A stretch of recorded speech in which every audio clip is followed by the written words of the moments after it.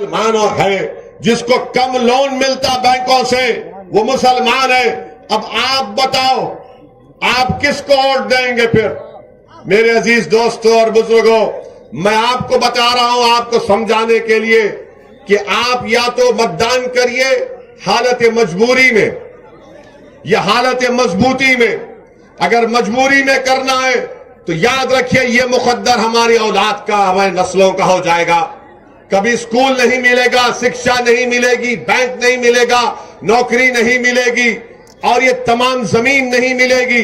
अगर हालत मजबूती में वोट देना है तो मैं आपको कह रहा हूं कि इन तमाम चीजों को हासिल करने के लिए, रोजगार को हासिल करने के लिए, शिक्षा को हासिल करने के लिए, अस्पताल को हासिल करने के लिए, अपने इलाकों में बैंक को कायम करने के लिए जो दीगर समाजों को मिलता है, ये हालत मजबूरी या मजबूती में आपको वोट देना है। मैं आपसे अपील करने आया हूं कि हालत मजबूरी में वोट मत दीजिए, मजबूती के लिए वोट दीजिए, मजबूती के लिए वोट दीजिए। मजबूरी की हालत में वोट देंगे, अगर आप मजबूरी की हालत में वोट देंगे, सुनिए हमारी बात को, अरे जिंदा है, जिंदा रहेंगे, हमारी बात सुनो। गोली चलाने वाले थकेंगे नहीं, मगर हम जिंदा ही रहेंगे।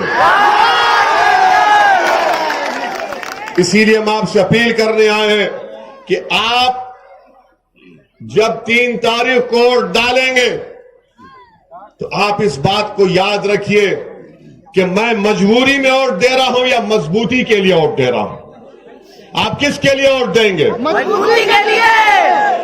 मजबूरी में तो नहीं देंगे ना। किसके लिए वोट देंगे? मजबूरी में देंगे, मजबूती के लिए देंगे। जब मजबूती के लिए देंगे तो डर निकाल दो। जब मजबूती के लिए देंगे तो बीजेपी का, योगी का, मोदी का, अखिलेश का, सबका डर निकाल दो।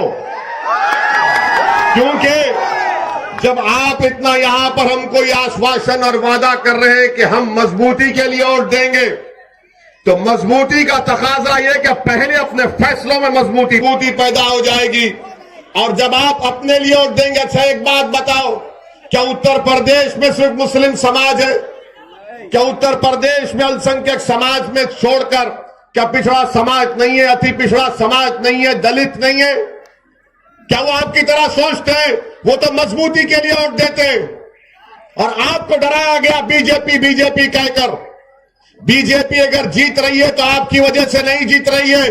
बीजेपी अगर जीत रही है तो अखिलेश यादव की निकम्मेपन से जीत रही है। अगर वो मजबूत हो जाता तो मोदी 7 साल में अखिलेश ने 3 चुनाव हार गए।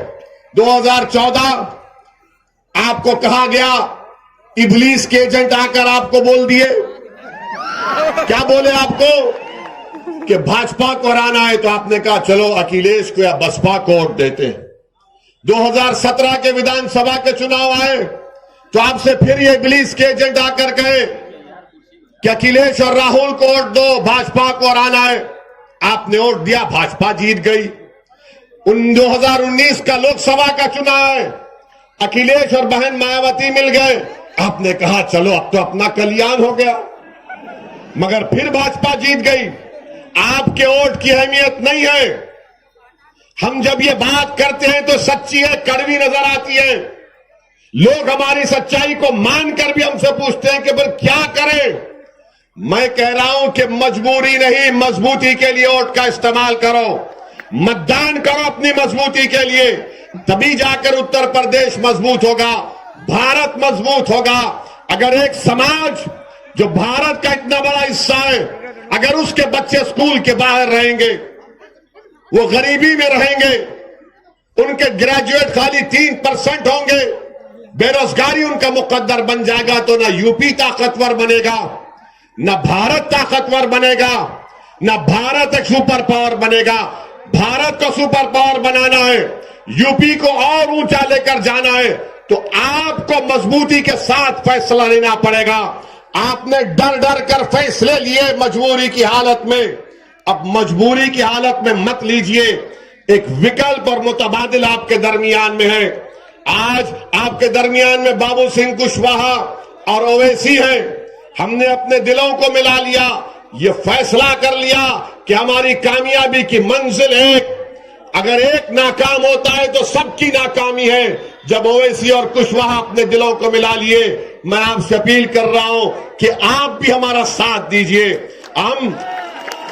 मैं यहां पर अपनी मकबूलियत के लिए नहीं आया हूं। मैं यहां पर आपकी जबान से मेरी तारीफ में जिंदाबाद के नारे सुनने नहीं आया हूं। अल्लाह मुझे जब तक जिंदा रखेगा ओवैसी आता रहेगा उत्तर प्रदेश को। मेरी लड़ाई आपको नेता बनाने की है, हिस्सेदारी की लड़ाई है।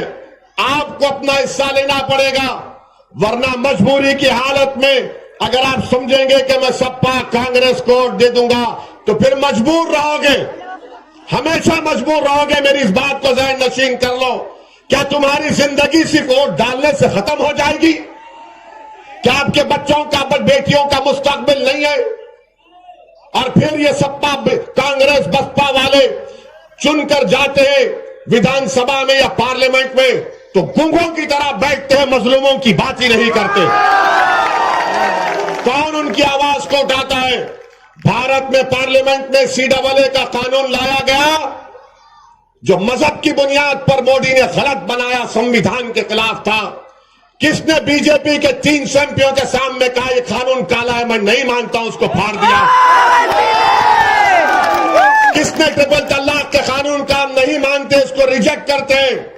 तुम कानून बना लो, हम नहीं मानेंगे उसको, हम अपने तरीके से जिंदगी गुजारेंगे हमारी मां और बहनों के साथ। हिजाब निकाब का मसला आया तो अखिलेश की जबान नहीं खुलती, नाम नहीं लेता। जो आपका नाम लेने से डरता है, क्यों? क्योंकि वो जानता है कि आप मजबूर हैं, आप मजबूर हैं। मैं आपसे कह रहा हूं, ये मजबूरी की जंजीरों को एक मर्तबा तोड़ दो। हम किसके मोहताज हैं? अल्लाह के। हम किसके मोहताज हैं बताओ? उंगली उठा के बताओ हम किसके मोहताज हैं। जब उसके मोहताज हैं तो तुम इंसान के मोहताज नहीं हो ना, तो फिर मजबूती से फैसला लो। याद रखो, तुमने उंगली तो उठा दी, वो देख लिया, अब इसी उंगली को दबाना पड़ेगा पतंग के निशान पर इंशाअल्लाह ताला। और याद रखिए, आखिर में ये बाबा के बारे में हम बोलना चाहेंगे। नहीं बोलेंगे, क्यों नहीं बोलेंगे? वो भी आए थे हमारे शहर को, वो 1 साल पहले हमारे शहर को आए थे। हमारे क्षेत्र में 3 घंटे फिरे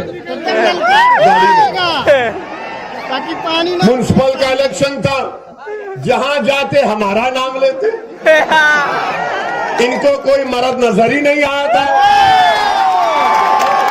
तो खैर 4 घंटे हमारे हैदराबाद में फिरे, जहां जहां गए वहां बीजेपी हारती गई। तो हम किसी का कर्जा बाकी नहीं रखते। अब आप समझिए एक बात को, क्या आपके पास पूरे उत्तर प्रदेश में सांड का मसला नहीं है? है ना? भैंस गाय का भी मसला है ना? मोदी जी को 5 साल के बाद याद आया। देश के प्रधानमंत्री कह रहे हैं कि 10 मार्च के बाद मैं इसका हल निकालूंगा। देश के प्रधानमंत्री, आपने युवाओं को नौकरी नहीं दी, तो जिसके पास ग्रेजुएट है, डिप्लोमा सर्टिफिकेट है, PhD है, देश का प्रधानमंत्री कह रहे हैं कि एक सब डिग्री को बाजू रखो, गोबर लो और उससे पैसे कमाओ। आप बताइए। तो बाबा बोले कि देश का प्रधानमंत्री नहीं, मेरे उनके लिए बादशाह सलामत है। तो ये वजीर है। तो बाबा ने कहा मैं उससे बढ़ के बोलता हूं। क्या कहा बाबा ने? जिसके पास सांड होगा मैं उसको महाना 900 रुपये दूंगा। अब आप सोचिए कितनी गंदी बात कि एक विकलांग को 1000 रुपये पेंशन मिलता है और योगी कह रहे हैं कि एक सांड के लिए 900 रुपये। क्या ये इंसान से मोहब्बत है? तो आपसे रुखसत होते हैं। 3 मार्च को आप दुआ भी करिए, मेहनत भी करिए और सबको बताइए कि ये हमारी मजबूती की लड़ाई है। पतंग के निशान पर बटन दबाइए। आपका बेहद शुक्रिया। अस्सलाम वालेकुम व रहमतुल्लाहि व बरकातहू।